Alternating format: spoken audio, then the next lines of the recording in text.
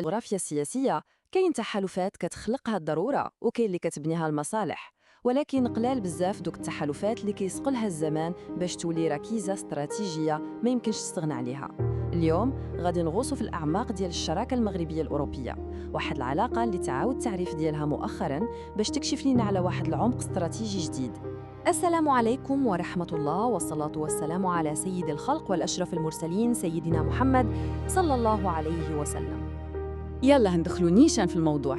السؤال اللي خصنا نطرحوه ماشي هو كيفاش، ولكن علاش هاد الشراكة بالضبط ولات هي القوة الدافعة والمصدر الأكبر ديال قوة المغرب في المشهد الدولي. نبدأ من اللحظة الحاسمة، النقطة اللي عودت كتابة قواعد اللعبة، النصر الدبلوماسي اللي حققه المغرب في الملف السيادي الأول ديالو، قضية الصحراء المغربية. عقلوا مزيان على هالتاريخ، في 29 يناير 2026 في قلب بروكسل ما تصدرش غير بيان، ولكن تم الإعلان على ولادة مرحلة جديدة. البيان المشترك ما كانش مجرد وثيقة، كان تحول ما فيش رجوع في الموقف الأوروبي. ودابا وقفوا معايا عند دقة الكلمات، هذه ماشي لغة دبلوماسية عادية. لأول مرة الاتحاد الأوروبي ككتلة وحدة ديال 27 دولة كيتبنى صيغة كتقول أن الحكم الذاتي هو الحل الأكثر قابلية للتطبيق. هذه العبارة هي الاعتراف النهائي بجدية ومصداقية المبادرة المغربية. وهذا الشيء اش كيعني في الواقع؟ القضية أعمق بكثير، كيعني إجماع أوروبي كامل كينهي سنين ديال المواقف المختلفة، كيعني أنه غادي مع المسار ديال الأمم المتحدة والقرار 2797 ديالها. والأهم من هذا الشيء كامل أنه كيحق مخطط الحكم الذاتي تحت السيادة المغربية كأساس وحيد لأي حل جاي.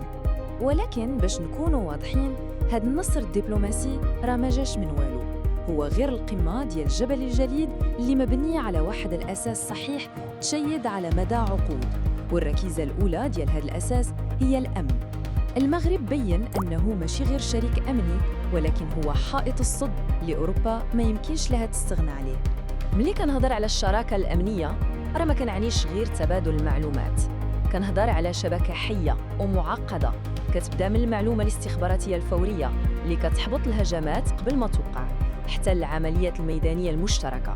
المغرب ما بقاش غير حليف، ولا هو خط الدفاع الأول والضامن ديال الاستقرار على عتبة أوروبا.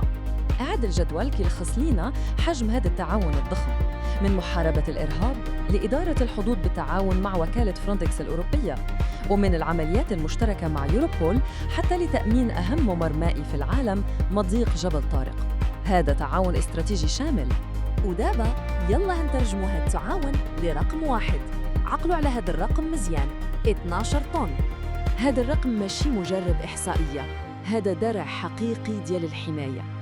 12 طن ديال الكوكايين كانت جاية في طريقها باش تدمر حياة الملايين في أوروبا، وتوقفت بفضل عملية استخباراتية مغربية إسبانية معقدة. المغرب هنا ما كانش كيحمي غير الحدود ديالو، كان كيحمي النسيج الاجتماعي الأوروبي كامل. ندوزو دابا للركيزة الثانية، المحرك اللي كيضخ الحياة في هذه الشراكة، الاقتصاد، حيث الأمن بوحده ما كيبنيش المستقبل، التكامل الاقتصادي هو اللي كيصنعه. في 2008 المغرب خدا واحد الامتياز فريد اللي ما تعطاش لشي بلد آخر في المحيط ديالو، الوضع المتقدم. وهذه ماشي غير سمية ديال الشرف، هذا هو الساروت باش تدخل بشكل تدريجي لواحد من أكبر الأسواق في العالم، السوق الأوروبية الموحدة. باش نبسطوا الفكرة، تخيلوا معايا واحد المصنع مغربي ديال قطع غيار السيارات. بفضل الوضع المتقدم المنتوجات ديالو ماشي غير كتدخل بلا ديوانة، ولكنها مصممة ومصنوعة على حساب المعايير الأوروبية الدقيقة.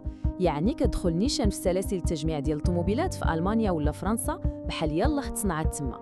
هذه هي القوة ديال الاندماج الحقيقي. إذن من بعد ما حطينا الأساس الأمني وشعلنا المحرك الاقتصادي، خاصنا نشوفوا للأفق، نشوفوا للمستقبل.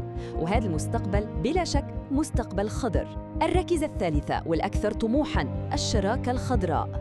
مرة أخرى الأرقام هي اللي كتحضر. سمعوا مزيان هذا الرقم، أكثر من 7 ديال المليار درهم. هذه ماشي بوعود، هذه هي الفلوس اللي تحطات بصح في واحد الوقت اللي هو قياسي. من نهار تم التوقيع على الشراكة الخضراء في 2022، وهذا المبلغ تجمع باش يدعم التحول الاقتصادي نقي ومستدام. هذا استثمار ملموس في مستقبل مشترك. والحاجة اللي كتبهر بصح هو هالتقارب في الطموحات. المغرب ملتزم يخفض الانبعاثات ديالو ب 53%، والاتحاد الأوروبي الهدف ديالو 55%. الأهداف قريبة من بعضياتها والرؤية واحدة. هذا ما بقاش غير تعاون، هذا تحالف حقيقي من أجل المناخ. بطبيعة الحال، هذا التحول الأخضر كيفرض تحديات بحال الآلية الجديدة ديال تعديل حدود الكربون الأوروبية. ولكن هنا فين كتبان العبقرية الاستراتيجية؟ الحاجة اللي كيشوفوها شي ناس كعقبة أنا كنشوفها فرصة تاريخية. المغرب بالريادة العالمية ديالو في الطاقات المتجددة مهيأ ماشي غير باش يوصل لهذه المعايير، ولكن باش يحولها لميزة تنافسية ساحقة ويثبت راسه كمصدر أساسي للطاقة النقية والهيدروجين الأخضر اللي أوروبا غادي تحتاجه بزاف. إذن هاد الشي كامل فين كيدينا؟